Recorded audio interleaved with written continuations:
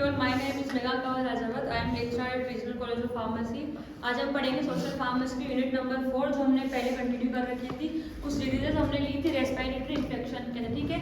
आज हम पढ़ेंगे वूपिंग कफ, ठीक।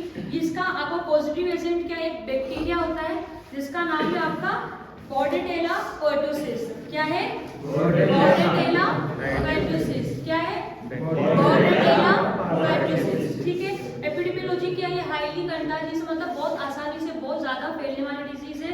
और आप जब खांसते हो छींकते हो तो उस टाइम ये फैलती है बहुत आसानी से। ये ज्यादा आपके बच्चों को होती है, इन्फेंट्स होते हैं जो अभी भी पैदा हुए बच्चे होते हैं जो, उनको होने की ज्यादा चांसेस रहती है, ठीक है। या फिर कोई जो अभी धीरे धीरे डेवलपिंग स्टेज में चिल्ड्रन से उनको होती है। क्लिनिकल कंडीशन क्या है इसके अंदर? आपको है ना अनकंट्रोलेबल खांसी आती है, मतलब और ऐसे खड़खड़ खड़खड़ की आवाज नहीं आती खांसी के अंदर आती है, तो ये वो वाली खांसी है एक तरीके से, ठीक है। खड़खड़ की आवाज आती है, वूपिंग मतलब भी खड़खड़ टाइप का कुछ होता है, ठीक है। उस तरीके से आवाज आती है और आपको सांस लेने में बहुत ज्यादा दिक्कत होती है। और आप जब सांस लेते हो, जब भी आपकी जो खड़खड़ वाली आवाज है गड़गड़ ऐसे ऐसे आवाज आपकी आती है, ठीक है। तो ये वूपिंग कफ के क्लिनिकल सिम्टम्स थे। इसके बाद प्रिवेंशन क्या होगा? कौन सी वैक्सीन लगती है इसकी? DPT।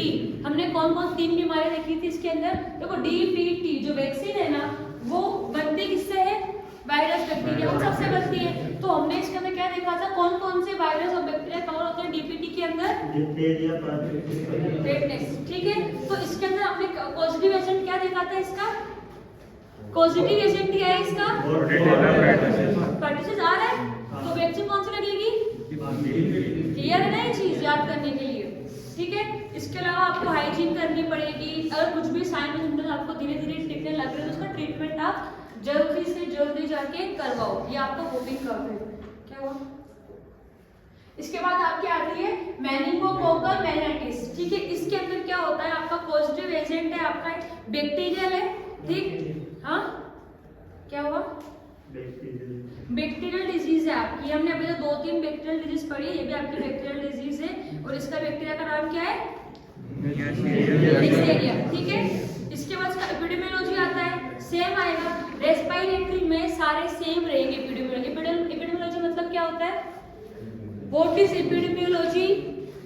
कैसे फैल रही है, कैसे कंट्रोल कर रहे हैं। तो अगर रेस्पिरेटरी पढ़ रहे हैं तो ऑब्वियस सी बात है हमारी जो रेस्पिरेटरी सिक्रेशंस होगी उसकी वजह से ही वो बीमारी होगी हमें, ठीक है ना। समझ में आ रही है ये चीज? तो एपिडेमियोलॉजी बार बार बताने की जरूरत नहीं, ज्यादा रेस्पिरेटरी चल रहे हैं। हम जब हमारे चेंज करेंगे इंटेस्टाइनल में आएंगे तो वहां पे फर्स्ट डिजीज का बता देंगे इसमें ऐसे ऐसे होगा, ठीक है। या जहाँ पे ज्यादा क्राउड होती है, जैसे कि मिलिट्री वाले जगह बहुत मतलब ऐसे रहते हैं ना लोग बाग, या फिर कोई ऐसी जगह जैसे कि लाइक स्लम्स टाइप एरिया हो गई, या फिर जहाँ पे सोशल गैदरिंग हो रही, वहाँ पे होने की ज़्यादा चांसेस रहती है। क्लिनिकल प्रेजेंटेशन क्या होगा इसका? बहुत ज़्यादा तेज बुखार आएगा, आपको बहुत ज़्यादा तेज वाला हेडेक होगा, स्टिफ नेक, ये इसका अलग से स्टिफ मतलब अकड़न से आ जाए, एठन अकड़न वगैरह, ठीक है। स्टिफनेस हो जाती है आपकी गर्दन के अंदर, मुड़ने के अंदर दिक्कत आती है, ठीक है, गर्दन को, वो इसके अंदर आपके होता है। नोजिया, फटीग, वॉमिटिंग, कंफ्यूजन वो सब होता है। और इसका एक ये भी है इसका जो हमने देख रहे थे ना अलग अलग तरीके से जो हमने देखे थे अभी तक, सबके हमने मेन लिखवाए थे क्लिनिकल प्रेजेंटेशन के अंदर।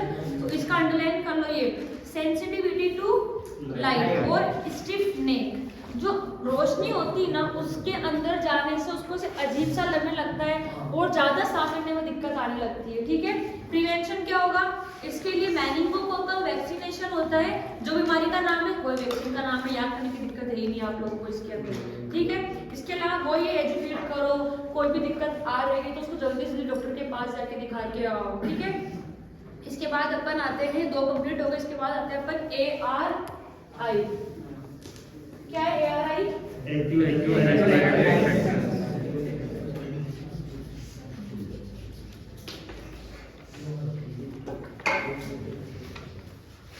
Acute respiratory infection.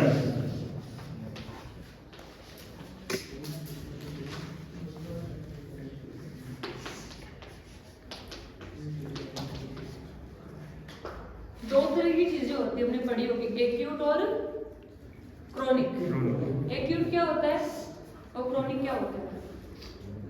एक्यूट मतलब होता है मेनली जो अभी हुआ है, जिसकी स्टार्टिंग स्टेज हमें पता है। क्रोनिक बहुत लंबे टाइम से चली हुई चीज को हम बोलते हैं क्रोनिक। ठीक है, दो चीज आपको कॉलेज में अच्छे से बताएंगे जब आपको, बट मैं यहाँ पे नॉर्मल इंट्रोडक्शन दे दूँ उसका। पॉजिटिव एलिमेंट देखे हमने इसके अंदर, तो वायरसेस देखे बहुत सारे, जैसे कि हमने इन्फ्लुएंजा वायरस देखा था, कोरोना वायरस देखा था कोविड-19 के अंदर, और राइनो वायरस है इसके अंदर। ठीक है, और बैक्टीरिया की बात अगर हम करते हैं तो इसके अंदर आपके कुछ बैक्टीरिया के नाम लिखवाए हुए हैं कि स्ट्रेप्टोकोकस, निमोनिया, हीमोफिलस इन्फ्लुएंजाई, ये कुछ पॉजिटिव एजेंट है। निमोनिया वाला निमोनिया कॉज करेगा आपके, स्ट्रेप्टोकोकस स्ट्रेप्टोकोकल निमोनिया है जो बैक्टीरिया है वो आपके क्या कॉज करेगा, निमोनिया। ठीक है, कोविड को कोरोना वायरस क्या कॉज करेगा, कोविड जो में हुआ था। ठीक है, एपिडेमियोलॉजी क्या होगी, वही डायरेक्ट हमारी सांस के थ्रू छींकने, खांसने, लाइक स्नीजिंग एंड कफिंग के थ्रू स्प्रेड होगी ये चीज। ठीक है, ये बहुत ज्यादा बच्चों के अंदर होती है जिनके अंदर धीरे धीरे इम्यूनिटी डेवलप होना अभी स्टार्ट हो रही है। हमने देखा होगा कि बच्चों को ज्यादा बीमारियां कैच होती है, तभी उन्हीं स्टेज में उनको वैक्सीन हम प्रोवाइड करवा के उनको बचा लेते हैं बचपन के अंदर। ठीक है, क्लिनिकल कंडीशन क्या होगा, सेम जो सारा रेस्पिरेटरी में आ रहा है, सांस लेने में दिक्कत होगी, खांसी होगी, बुखार होगी। ठीक है, आपका जो नाक है, नेजल कंजेशन मतलब क्या होता है, नाक में साथ ना कभी सांस लेना चाहे सांस लेने में नहीं आता है। ठीक है, उस तरीके से होना, और मतलब गला छिल जाता है, ऐसा फील होता है गला छिल चुका है हमारा, म्यूकस की लेयर वहाँ पे कम होने लग जाती है हमारी, तो वो सब इसलिए क्लिनिकल कंडीशन होंगे। प्रिवेंशन क्या होगा, वैक्सीनेशन करवाना, निमोनिया के अलग से लगती है आपके वैक्सीन। ठीक है, हाथ धोना, सोशल डिस्टेंस पे रखना, मास्क लगाना, ये सब कॉमन है, ये सब करना है। उसके बाद आती है हमारा ट्यूबरकुलोसिस।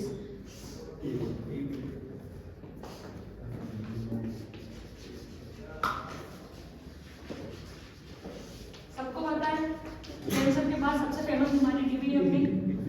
ठीक है, सबको या तो कैंसर होगा या टीबी होगी। टीबी बहुत ज्यादा सीरियस बीमारी है, मजाक की बात नहीं है। कैंसर तो ही नॉर्मल हो गई। टीबी ऐसी है कि इसको आज से पहले जब हमारे इतनी पढ़ाई फैली हुई नहीं थी, सब लोगों में इतने एजुकेट लोग नहीं थे, तो उसको छुआछूत की बीमारी बोलते थे हम टीबी को। अगर किसी एक इंसान को टीबी हो जाती थी तो फिर हम उसको हमारे समाज से ही बाहर कर देते, एक तरीके से देख के चले तो उसे घर वालों से मिलना बंद कर देते। और आज के ज़माने में अगर हम देखते हैं तो टीबी के लिए अलग से वार्ड होते हैं हमारे हॉस्पिटल के अंदर, क्योंकि ये हाईली कंटेजियस है। मतलब कोई खांस रहा है, छींक रहा है, बोल रहा है, बैठा है उसके पास में, उससे भी वो फैल जाएगी। ठीक है, इतना ज़्यादा मतलब कंटेजियस बीमारी है टीबी। आपकी किसकी वजह से होती है, बैक्टीरियल डिजीज। सबसे पहले क्या है आपके बैक्टीरियल डिजीज, और इसका पॉजिटिव एजेंट क्या है, माइकोबैक्टीरियम ट्यूबरकुलोसिस। ठीक है, ये इसका आपके पॉजिटिव एजेंट है। क्या पॉजिटिव एजेंट है इसका, माइकोबैक्टीरियम। ठीक है, एपिडेमियोलॉजी क्या होगी, वही कफिंग वगैरह से आ रही है आपकी, स्नीजिंग वगैरह से आ रही है आपकी। ठीक है, खांसने छींकने से, कोई किसी को बीमारी हो रही है तो उसके हमने कपड़े शेयर कर लिए, जब उसके साथ बैठ के हमने खाना खा लिया। ठीक है, उन चीजों से बीमारी फैलती है। कॉमन है ये हमारे, जहाँ पे मेल न्यूट्रिशन होता है ना, तो मेल न्यूट्रिशन डायरेक्टली कनेक्टेड है टीबी से। क्यों, क्योंकि टीबी के जो बैक्टीरिया होते हैं वो हराए जा सकते हैं हमारे शरीर के द्वारा, कब, जब बॉडी को न्यूट्रिशन एक हाई लेवल पे हो, क्योंकि ये बहुत इजीली फैलने वाली बीमारी है। ठीक है, हम नॉर्मल बीमारी जैसे नहीं है ये, तो नॉर्मल बीमारी नहीं है, इजीली फैलने वाली, तो हमारा बॉडी का न्यूट्रिशन उस पीक तक होना चाहिए, उस लेवल तक होना चाहिए कि हमारा शरीर उसको रोग प्रतिरोधक क्षमता की वजह से उसको हरा दे और हमारे शरीर में टीबी नहीं होने दे। ठीक है, तो मेल न्यूट्रिशन भी इसका बहुत इंपॉर्टेंट फैक्टर है ये होने के लिए। क्लिनिकल कंडीशन क्या हो इसका, क्या होता है टीबी के अंदर, क्या होता है, पता कैसे लगता है टीबी इसको, नॉर्मल अगर देख के बोलते तो खांसी, क्रोनिक खांसी, बहुत लंबे टाइम तक उसको खांसी रहती है। मतलब कम से कम अगर हम देखते हैं ना, कम से कम तो 3 वीक तो उसको खांसी कंटिन्यू रहती है, बहुत भयंकर वाली रहती है। अगर ठीक हो गया तो सही है, और नहीं हुआ तो उसको खांसी पूरी जीवन भरी रहती है, उसको टीबी नहीं ठीक होती है। इसके अलावा वेट लॉस बहुत जल्दी से उसका होने लग जाता है, रात में पसीने आते ना, नाइट स्वेटिंग जो होती है आपकी, वो होने लग जाता है, बुखार आना, छाती में दर्द होना, जो हम चेस्ट पेन बोलते हैं छाती में दर्द होना, खांसते खांस आप खुद देख लो। अभी अगर आप कंटिन्यू खांस रहे हो तो आपके खुद के चेस्ट में नॉर्मल पेन होने लग जाता है, वो तो कंटिन्यूस तो बीमारी होगी बंदे को, तो उसको छाती बिल्कुल दर्द होने लग जाएगी ना, लंग्स की कैपेसिटी डाउन होने लग जाएगी, क्योंकि वो जो इनहेल कर रहा है उसको तो बहुत इजीली और बहुत रैपिडली एक्सहेल कर दे रहा है अपने मुंह के थ्रू। ठीक है, खास के। इसके अलावा इसका प्रिवेंशन क्या है, बच के सकते हैं। एक वैक्सीन आती है, इसका नाम है BCG। ये बैक्टीरियल बीमारियों के लिए आपकी वैक्सीन लगती है। कौन सी वैक्सीन है ट्यूबरक्लोसिस के लिए? BCG। अंडरलाइन कलर लिख रखा हो तो आप लोगों ने। इसके अलावा डायग्नोसिस टेस्ट होते हैं टीबी के आपके, ठीक है। डायग्नोसिस टेस्ट होते हैं आपके टीबी के, जिसमें आपका जो खांसते हैं तो वो जो म्यूकस, उसको स्पेक्ट्रम टेस्ट बोलते हैं, वो लेते हैं और उसका टेस्ट करते हैं लेब के अंदर जाके, ठीक है। तो टेस्ट में अंडरलाइन कर लो, इसका टेस्ट भी आता है आपके। और सबसे इम्पोर्टेंट चीज इसके अंदर ट्यूबरक्लोसिस को ट्रीट करने के लिए गवर्नमेंट ने प्रोग्राम चलवाया था जिसका नाम है DOTS, direct observation treatment therapy, एक तरीके से ये, ठीक है। इसके अंदर क्या होता है, आप लोगों ने देखा होगा, कोई गांव से हो, किसी के घर में है, आस-पास में किसी को भी टीबी हो रखी है, तो क्या होगा, हाई डोज की दवाइयाँ आती है इसकी, बहुत हाई डोज की दवाइयाँ आती है इसकी, ठीक है। तो क्या होगा, वो बंदा दवाई नहीं लेता है बहुत, क्योंकि दवाई लेने से उसका पूरा शरीर टूटने लग जाता है, इतनी हाई डोज की आती है, 1600 mg 1800 mg, इतनी दवाई हम नहीं लेते नॉर्मली। हम मैक्स टू मैक्स पैरासीटामोल में 725 की लेते, कितने की लेते हैं? इतनी लेते हैं हम। तो फिर हम इतना लेवल नहीं हमारा बढ़ सकता है कि अगर इतनी डोज की दवाई लेंगे तो हमारे लीवर को ज़्यादा काम करना पड़ेगा उस दवाई को पचाने में, करने में, उसकी एक्टिव फॉर्म के अंदर लाने के अंदर, ठीक है।